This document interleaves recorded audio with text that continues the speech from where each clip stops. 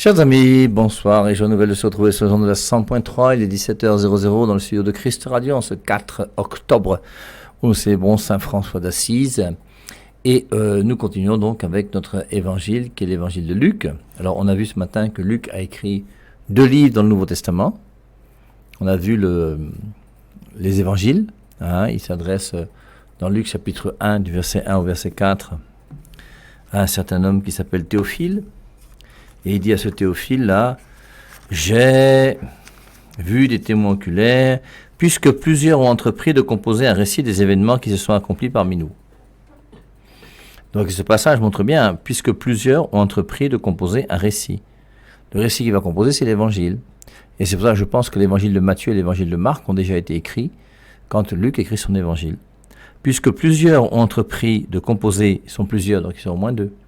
L'évangile de Jean est venu bien après, ça c'est clair, c'est non négociable et non discutable. Puisque plusieurs ont entrepris de composer un récit des événements qui se sont accomplis parmi nous, tels que nous les ont transmis ceux qui, dès le commencement, ont été des témoins oculaires, oculus c'est l'œil, des témoins qui ont vu, donc qui étaient là avec Jésus, et qui sont devenus serviteurs de la parole. Serviteurs de la parole, on peut reprendre Actes chapitre 6, et dans Actes chapitre 6, écrit aussi, je vous rappelle, les Actes des Apôtres par Saint Luc, on voit comment, pour être au service de la parole, on va instituer des diacres. Parce qu'il y a un problème matériel dans l'Église. En ces jours-là, je suis Acte 6, en ces jours-là, comme les disciples se multipliaient, les hellénistes, donc les Grecs, murmurèrent contre les Hébreux, parce que leurs veuves étaient négligées dans le service quotidien. Les 12 convoquèrent alors la multitude des disciples et dirent.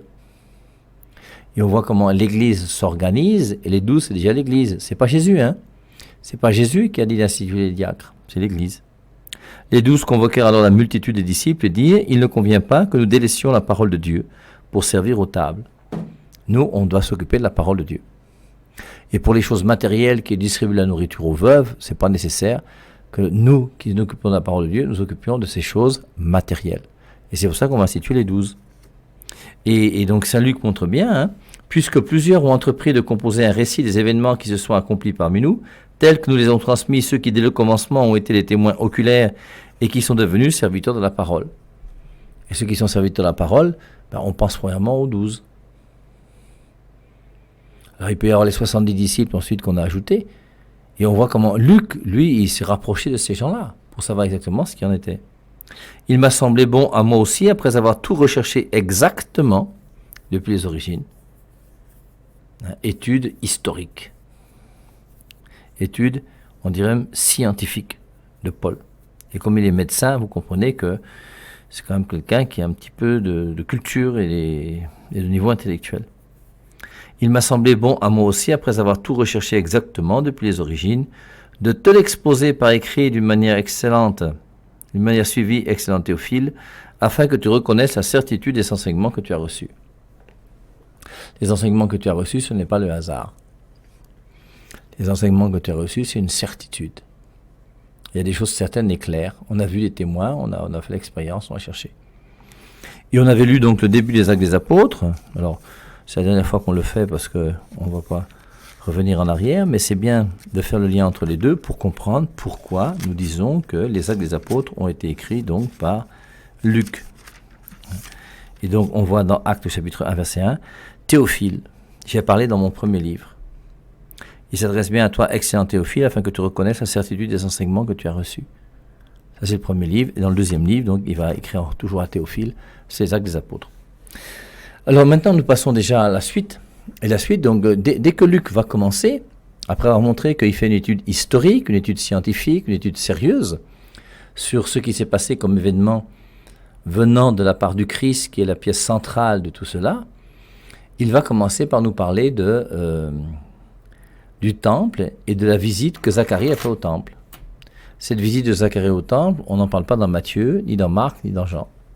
C'est propre à Luc. Et c'est pour ça que Luc, c'est quelqu'un qui est très intéressant parce qu'il va nous parler du milieu dans lequel le Christ est né. Et là, on parle de Zacharie et d'Élisabeth, qui sont des parents de la Vierge Marie, et qui vont accoucher dans la vieillesse. Et Zacharie aussi va avoir une visite de l'ange. Si Luc ne nous parlait pas de l'annonciation à Zacharie, on n'aurait pas su que Zacharie a une annonciation. Puisque Matthieu n'en parle pas, ni Marc non plus, ni Jean non plus. Et donc, il a voulu faire le lien entre Zacharie et Élisabeth et Jésus. Et c'est très important parce que, après, vous voyez, quand on voit la place de Jean-Baptiste et l'importance de Jean-Baptiste par rapport à Jésus-Christ, c'est quand même important qu'on sache d'où vient ce Jean-Baptiste. L'Élie qui devait venir, le précurseur, celui qui va annoncer Jésus. Et Jean-Baptiste, c'est quand même quelqu'un qui aura un baptême. Et le baptême de Jean-Baptiste aurait pu faire un peu d'ombre au baptême de Jésus-Christ. Bon, ce qui n'est pas le cas si on comprend bien les Saintes Écritures. Mais regardons jusqu'à aujourd'hui les confusions qui sont là. Avec le baptême de Jean-Baptiste qui est le baptême qui est dans l'eau, et tous ceux qui aujourd'hui croient que le seul baptême c'est le baptême par immersion totale dans l'eau, et qui font une confusion avec le baptême de Jean-Baptiste et le baptême de Jésus-Christ qui sont des baptêmes distincts. Ce qu'on verra dans dans Luc au chapitre 3. Alors, lisons Luc chapitre 1 maintenant à partir du verset 5, on a fini avec la préface, au temps d'Hérode. Alors, je vous lis maintenant Actes chapitre 12. Actes chapitre 12, nous sommes des années et des années bien après. Actes chapitre 2, c'est après la mort de Jésus-Christ. Acte 2, c'est la Pentecôte. Acte 12, c'est quelques années après la Pentecôte. Donc la Pentecôte, après la mort de Jésus-Christ, pardon, et après la Pentecôte, on est dans les années 35, 36, 37, peut-être quelque chose comme ça. Et dans Actes chapitre 12, on nous parle aussi d'un certain Hérode. Je vous lis Acte 12. Vers ce temps-là, le roi Hérode porta les mains sur quelques membres de l'Église pour les maltraiter et fit mourir par l'épée Jacques, frère de Jean. Alors, est-ce que le Hérode de Luc chapitre 1, verset 5 est le même Hérode que celui de Actes chapitre 12? Sachant que le Hérode de Luc chapitre 1, Jésus-Christ n'est pas encore né. Nous sommes avant la naissance de Jésus-Christ. Et donc, après la Pentecôte, donc après l'an 33, est-ce que c'est le même Hérode qui se retrouve 50 ans plus tard en poste? Et forcément, non. Ce n'est pas les mêmes Hérodes. C'est pour ça qu'il faut distinguer le Hérode de Luc et de Matthieu qui va faire tuer tous les enfants de moins de 2 ans, et l'autre Hérode qui va faire passer Jacques par le fil de l'épée. La reine du ciel de Jérémie 44 n'a rien à voir avec la reine du ciel qui est la Vierge Marie. On peut avoir des gens qui portent le même nom, mais qui ne sont pas de la même époque et qui ne sont pas les mêmes personnages. Alors j'insiste parce que quelquefois, vous voyez, on nous cite cette reine du ciel de Jérémie 44 pour faire croire que la Vierge Marie, qui est la reine du ciel, est donc cette déesse qu'on adorait, ce qui n'a rien à voir avec la Vierge Marie. Comme le Hérode de Matthieu 2 n'a rien à voir avec le Hérode de Actes chapitre 12. Au temps d'Hérode, roi de Judée, vivait un prêtre du nom de Zacharie. Il était du clan d'Abias. Alors Abias, ça ne dit pas grand-chose. Sa femme s'appelait Élisabeth, qui était aussi de la descendance d'Aaron. Alors c'est vraiment des gens qui sont de la descendance des grands prêtres, la tribu de Lévi. Est-ce que Aaron est de la tribu de Lévi? Aaron est de Moïse. Et Aaron, c'est lui qui a été le premier grand prêtre. C'est Lévitique chapitre 8.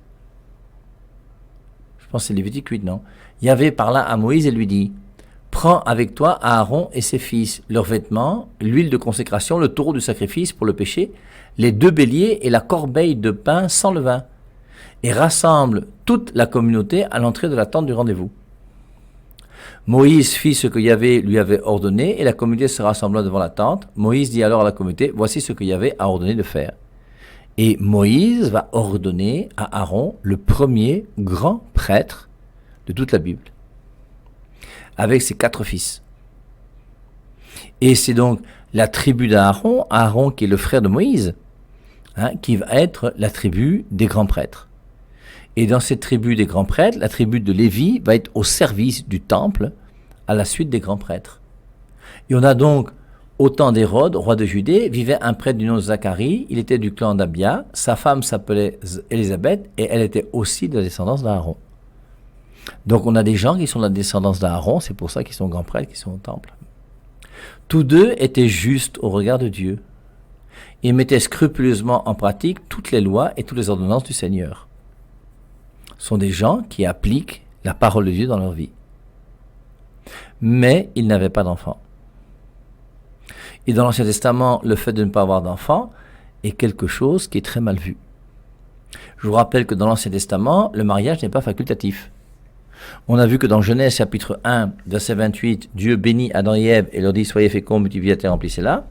Et dans Genèse chapitre 2, verset 24, deuxième récit de la création, l'homme quittera son père et sa mère pour y avec sa femme et les deux ne feront plus qu'un. Et on voit comment le mariage n'est pas quelque chose de facultatif dans l'Ancien Testament.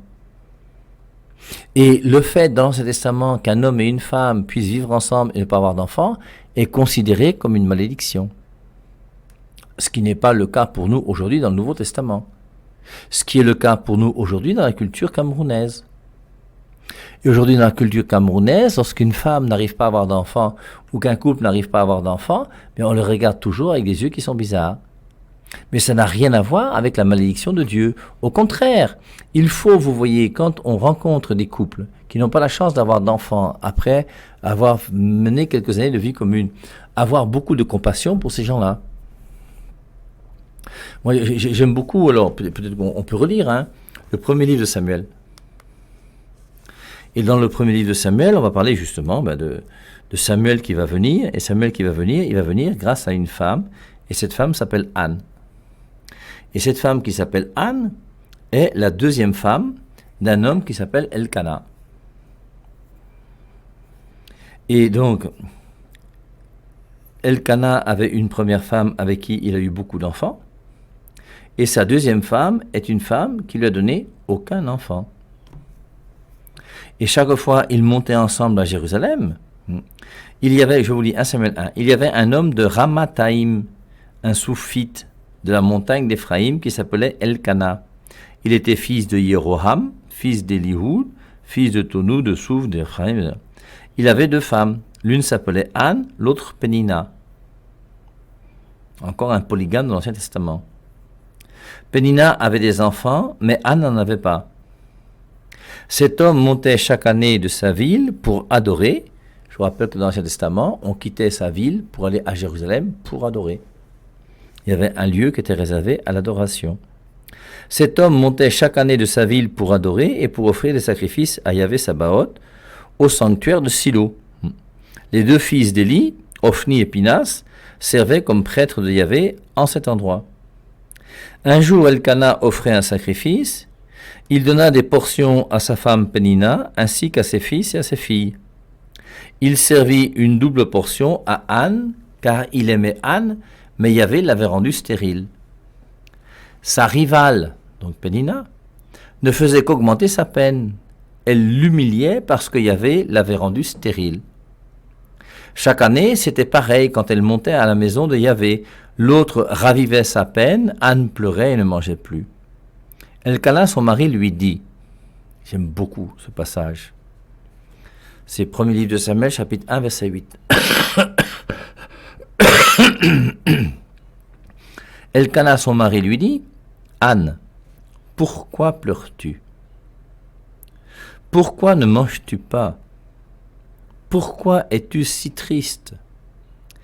Est-ce que je ne vaux pas mieux pour toi que 10 fils? Et je trouve cette phrase très belle. Et son mari lui fait comprendre que même si tu n'as pas d'enfant, est-ce que c'est grave?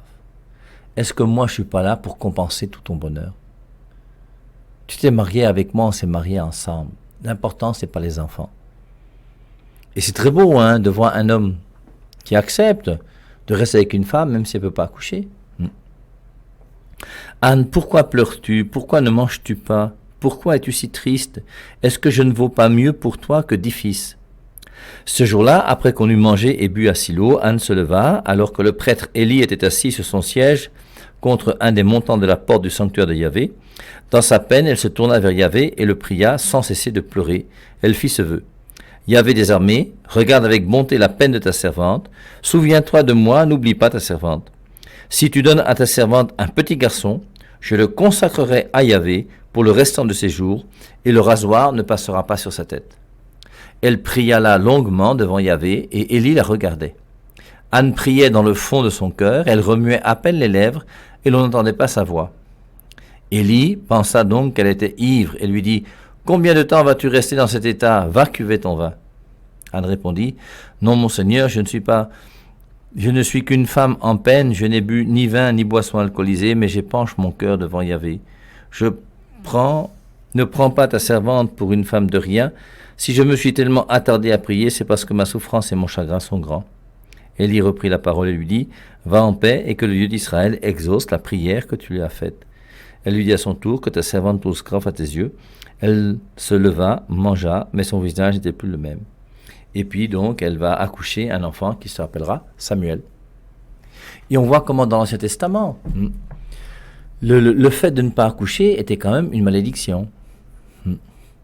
Et on a donc cette femme qui s'appelait Élisabeth, était aussi de la descendance d'Aaron.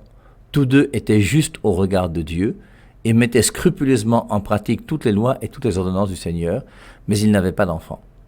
Élisabeth était stérile et tous les deux étaient déjà très âgés. Alors, c'est quand même Zacharie. Zacharie, c'est quand même un grand prêtre. Un grand prêtre, c'est quelqu'un qui connaît la loi. Et il doit connaître que le père des croyants s'appelle Abraham. Et qu'Abraham, lui aussi, a eu un problème avec sa femme Sarah. Sarah n'accouchait pas. Et il a fallu donc, Genèse chapitre 18, au chêne de Mambré, que 3 personnages arrivent au chêne de Mambré, que Abraham les invite à manger chez lui. Ces 3 personnages qu'on appelle le Seigneur, je vous rappelle, c'est la préfiguration de la Sainte Trinité. Et ces 3 personnages, avant de partir, vont dire, l'année prochaine, quand tu reviendras, ta femme sera enceinte. Et Sarah, qui était à la cuisine, s'est mise à rire, parce qu'elle sait déjà qu'elle a la ménopause. Elle n'a plus ce qu'ont souvent les femmes. Et mon mari Abraham est déjà vieux, le gars est fini. Et elle dit, comment est-ce que nous qui avons essayé de faire un enfant quand on était jeunes, on a pris tous les moyens possibles et inimaginables pour avoir un enfant, maintenant que nous sommes vieux et finis, c'est maintenant qu'on va avoir un enfant. Oh, Dieu, tu t'amuses avec qui là? Et de fait, l'année d'après, lorsqu'ils vont revenir, Sarah sera enceinte d'un fils qui s'appelle Isaac. On pourrait prendre la même chose avec Jacob, qui a épousé d'abord une femme qui n'était pas la femme qu'il voulait, hein, parce qu'il voulait marier Rachel, et partant chez son beau-frère Laban, son beau-père Laban, il a travaillé 7 ans, et dans la nuit, au lieu de donner Rachel comme épouse pour qu'il puisse consommer le mariage, on lui a donné Léa, qui était la fille aînée. Et le lendemain matin, lorsqu'il s'est levé et qu'avec le soleil et du jour, il a vu la tête de Léa et non pas celle de Rachel, il est allé voir son beau-père pour dire que c'est quoi ton histoire. Et il dit, dans notre tradition à nous, on marie d'abord la fille aînée avant celle qui vient ensuite. Après, il dit, mais si tu veux absolument Rachel, il n'y a pas de souci, travaille encore pendant 7 ans et je te donne aussi Rachel. Il lui a donné Rachel aussi. Et Léa a accouché 4 enfants alors qu'il était aussi avec Rachel et Rachel n'accouchait pas. Il a fallu du temps avant que Rachel ne puisse accoucher. Elle a accouché 2 enfants, un qui s'appelle Joseph et l'autre qui s'appelle Benjamin, et avec l'accouchement de Benjamin, elle est morte. Et on voit cette stérilité qui est présente dans l'Ancien Testament. Tous deux étaient justes au regard de Dieu et mettaient scrupuleusement en pratique toutes les lois et toutes les ordonnances du Seigneur. Alors, comment toi, tu vas comprendre ce verset pour toi aujourd'hui? Tu peux aller à la messe chaque dimanche, tu peux ne pas pécher, ça ne veut pas dire pour autant que tu vas accoucher. C'est pas parce que tu mets en pratique la parole de Dieu que tu auras un gros salaire et que tu auras beaucoup d'argent. C'est pas parce que tu mets en pratique la parole de Dieu dans ta vie que tu fais la volonté du Père que tu auras un visa si tu veux voyager. Et Dieu peut permettre que tout en étant juste, tous deux étaient justes au regard de Dieu. Pas seulement Zacharie, mais même Élisabeth. Ils étaient justes tous les deux et mettaient scrupuleusement en pratique toutes les lois et toutes les ordonnances du Seigneur. Est-ce que nous-mêmes, aujourd'hui, on peut dire la même chose par rapport à notre pratique dans notre Église catholique? Est-ce que toi, tu peux dire, tu es marié à l'Église? Tous tes enfants sont baptisés? Tu refuses la corruption là-bas dans ton bureau? La tradition et la pression de la tradition et des marabouts, là, tu fais comment? Tu blindes des gens au village? Où en es-tu? Là, on a tous deux été justes. Ce sont des gens justes, qui obéissent à la loi. Ils étaient justes au regard de Dieu et mettaient scrupuleusement en pratique toutes les lois et toutes les ordonnances du Seigneur. Et malgré ça, Dieu les a pas bénis, j'ai envie de dire. Ils n'ont pas reçu la bénédiction de Dieu dans la fécondité.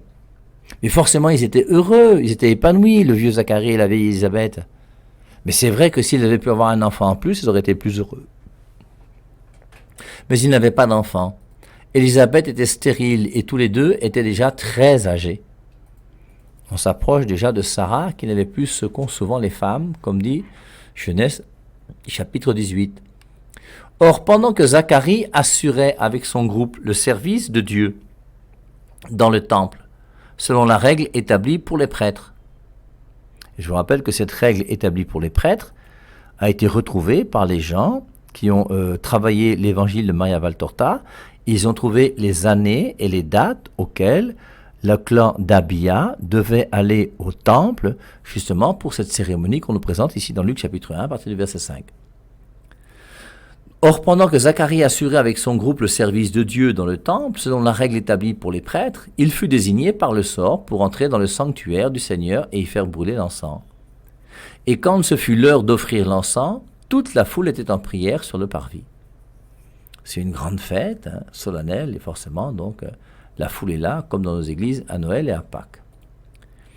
C'est alors qu'un ange du Seigneur lui apparut, debout, à droite de l'autel de l'encens. Alors, l'autel de l'encens, on le retrouve aussi un petit peu dans l'Apocalypse. Mais à droite de l'autel de l'encens, dans le temple, il y a un ange qui est là. À sa vue, Zacharie se troubla et la peur l'envahit. Zacharie est troublé par la présence de l'ange.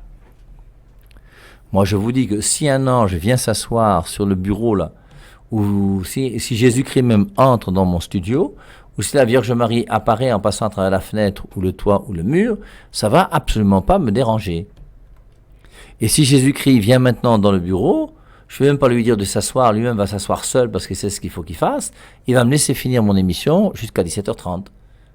Parce que l'important pour moi, c'est que je fasse la volonté de Dieu. Et lui-même veut que je fasse la volonté de Dieu. Et la volonté de Dieu, c'est quoi? C'est que je finisse mon émission parce que vous êtes là et vous m'écoutez. Même si le pape m'appelle maintenant, je ne vais pas répondre. Il va attendre que je finisse mon émission pour que je puisse répondre. Parce que la volonté de Dieu est la chose la plus importante qui existe sur Terre. Et je vous ai déjà dit plus d'une fois, donc si la Vierge Marie apparaissait dans la cour de la radio là maintenant, ceux qui sont dans le bureau, il y a Claude qui est là, s'il veut sortir et aller voir la Vierge Marie, qu'il aille s'il veut, moi je ne vais pas sortir, je vais d'abord finir mon émission. Après mon émission, je vais mettre une page musicale, à la rigueur pendant la page musicale, je peux faire un tour pour voir si elle est mignonne ou pas, et puis je reviens répondre aux questions. Et quand j'ai fini de répondre aux questions, si elle est encore là et que je peux causer avec elle, je cause avec elle. Si elle est partie, c'est qu'elle est venue pour rencontrer quelqu'un d'autre que moi. Elle a le droit de faire ce qu'elle veut et je ne suis pas obligé de lui imposer ma présence. Et c'est pour ça qu'un ange ne peut pas troubler un chrétien. Un chrétien ne peut pas être troublé par la présence d'un ange. Je veux pas être, la caméra que je regarde là maintenant, si elle commence à se lever et à se balader dans le studio, moi ça ne va pas me déranger. Je vais continuer à faire mon émission tranquillement comme si de rien n'était. Parce que je sais que Dieu peut faire ça et le diable aussi peut faire ça. Et maintenant, mais qu'ils fassent ce qu'ils veulent, il n'y a pas de souci. Après, une fois que j'aurai fini mon émission, on s'arrangera et on verra comment on peut faire. Et donc, c'est pas normal, vous voyez, que Zacharie, un grand prêtre, soit troublé par la présence d'un ange. Un chrétien n'est pas troublé par la présence d'un ange. Si ce soir, en me couchant, la Vierge Marie vient au pied de mon lit s'asseoir pour me faire un petit bisou et me dire « Mon fils, dors bien, on se voit demain », ça ne va pas me troubler. Même si c'est Jésus-Christ qui apparaît dans ma chambre, ça ne va pas me troubler. Même si c'est la Trinité, même si c'est n'importe qui. Et on n'a pas à avoir peur. Tu sais que les anges existent, c'est pas ça? Mais alors, s'ils existent, ils existent. Ils ont le droit de venir te voir s'ils veulent. Et maintenant, s'ils viennent te voir, mais ils viennent te voir. C'est pour ça que, à sa vue, Zacharie se troubla et la peur l'envahit. On verra dans Luc chapitre 1, verset 26, lorsqu'on parlera de Marie, est-ce que l'ange a troublé Marie? Et Marie ne sera pas troublée par l'ange. Parce que Marie sait que les anges existent. Alors, est-ce qu'elle a déjà vu des anges avant l'annonciation? Je n'en sais absolument rien, aucune idée. Mais ce que je sais, c'est qu'un ange ne peut pas troubler la Vierge Marie, c'est clair, c'est même ce qui est dit. Par contre, ce qui va troubler Marie, c'est ce que l'ange va dire. C'est la parole de l'ange qui trouble la Vierge Marie, mais pas la présence de l'ange. Sa parole, pas sa présence. Mais c'est important pour nous. Il ne faut pas être troublé par un miracle qui s'opère à côté de toi. Si tu es dans une église et que pendant que le prêtre prêche, il y a quelqu'un qui est paralysé, qui commence à marcher sur deux pieds, ben c'est pas grave. Comprenez-moi, c'est bien, on est content. Mais toi-même, si c'est toi qui es miraculé et qui commence à marcher, mais ne va pas commencer par troubler l'assemblée. Attends la fin de la messe. Et à la fin de la messe, tu vas voir le prêtre pour dire qu'écoutez, mon père, comme vous voyez, moi j'étais paralysé, voici mes béquilles, je vous les laisse parce que maintenant je marche bien. Voilà. À sa vue, Zacharie se troubla et la peur l'envahit. Mais l'ange lui dit, n'aie pas peur, Zacharie. C'est l'ange qui lui dit, n'aie pas peur. Voici que ta prière a été exaucée. Ta femme Élisabeth va te donner un fils que tu appelleras Jean. C'est quand même extraordinaire de voir que Zacharie a prié pour que sa femme puisse être enceinte, et maintenant que l'ange lui dit que ta femme est enceinte, il est là et il commence à douter. C'est incroyable cette histoire.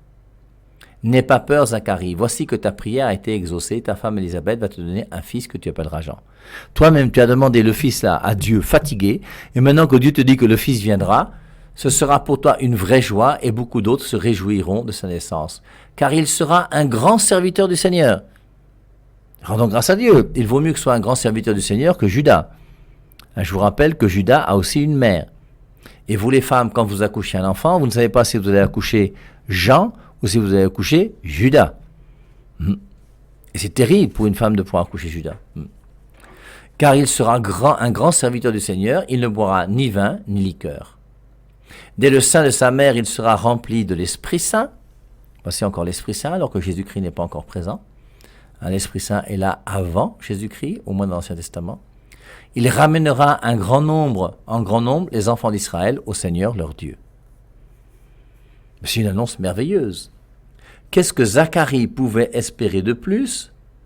Dans le rite religieux qu'il opère, là où il était choisi comme grand prêtre, en ce jour où il entre au temple pour faire cet encensement. Donc il passera en avant du Seigneur avec l'esprit et la puissance d'Élie, le lien entre Jean-Baptiste et Élie, pour réconcilier les pères avec leurs enfants et ramener les rebelles à la sagesse des justes. Il préparera ainsi pour le Seigneur un peuple bien disposé. Zacharie dit à l'ange, « Comment puis-je croire cela? Je suis un vieillard, ma femme est très âgée. » Le doute de Zacharie. Comment puis-je croire cela? Il sait pourtant que Abraham, quelques siècles auparavant, avait une femme stérile et que Dieu est venu lui rendre visite pour lui dire « Ta femme sera enceinte l'année prochaine. » Abraham n'a pas discuté. Sarah a ri, elle a douté un peu. Et il sait que dans l'Ancien Testament, des gens stériles ont accouché. Il fait partie de cette descendance, il est grand prêtre. Il représente l'autorité dans l'Église. Comment puis-je croire cela? Tu es troublé parce qu'un ange vient chez toi, et maintenant que l'ange te parle, tu commences à dire « Comment puis-je croire cela ?» Et la raison, c'est laquelle? Une raison intellectuelle. Je suis un vieillard. Et ma femme est très âgée. Et c'est parce que tu es un vieillard et que ta femme est très âgée que ça peut empêcher Dieu de faire que tu puisses avoir un enfant. Mais l'ange lui répondit, « J'ai été envoyé pour te parler et te l'annoncer, moi Gabriel, qui ai accès au conseil de Dieu. » Là, il commence à décliner son autorité. Quand quelqu'un vient en te disant « Je viens de la part du président de la République », tu commences à être tranquille. Et là, il dit, moi, l'ange lui répondit, j'ai été envoyé pour te parler et te l'annoncer. Maintenant, je suis venu te dire et je t'annonce, tu en fais ce que tu veux. Moi, je fais mon travail. Moi, Gabriel, qui ai accès au conseil de Dieu. Donc, douter de l'envoyé que je suis, qui vient du conseil de Dieu, tu es quand même très fort, petit Zacharie. Mes paroles se réaliseront au moment voulu, mais puisque toi, tu n'as pas cru, tu vas être réduit au silence. Tu ne pourras plus dire un mot jusqu'au jour où tout s'accomplira. Et on voit comment Zacharie, ayant douté de la parole de l'ange, qui est proche de Dieu et qui fait partie du conseil de Dieu, douter de la parole de Dieu, c'est quand même grave. Marie, on dira, la cousine Élisabeth va lui dire, heureuse celle qui a cru en l'accomplissement des paroles qui lui furent dites de la part du Seigneur. Et la vraie question que nous devons nous poser, nous, est-ce que nous croyons en cette parole de Dieu? Cette parole de Dieu qui dit par exemple dans le Deutéronome 35, « Je mets devant toi le bonheur et le malheur, la vie et la mort, la bénédiction et la malédiction. » Choisis. Qui choisit? C'est toi. Et c'est toi qui choisis de barrer ton deuxième bureau. C'est toi qui choisis de gérer ton argent d'une manière honnête. C'est toi qui choisis de donner la dîme. C'est toi qui choisis de refuser la tradition qui n'est pas conforme à l'évangile de Jésus-Christ. C'est personne d'autre que toi. Et on voit comment Zacharie, le grand prêtre qui représente l'Église, est celui qui malheureusement va recevoir la parole de Dieu, et cette parole de Dieu, il va la mettre en doute. Et forcément, mettant la parole de Dieu en doute, il y a des conséquences, et la conséquence, c'est qu'il sera muet jusqu'à la naissance de l'enfant. Le Seigneur, mon âme élève.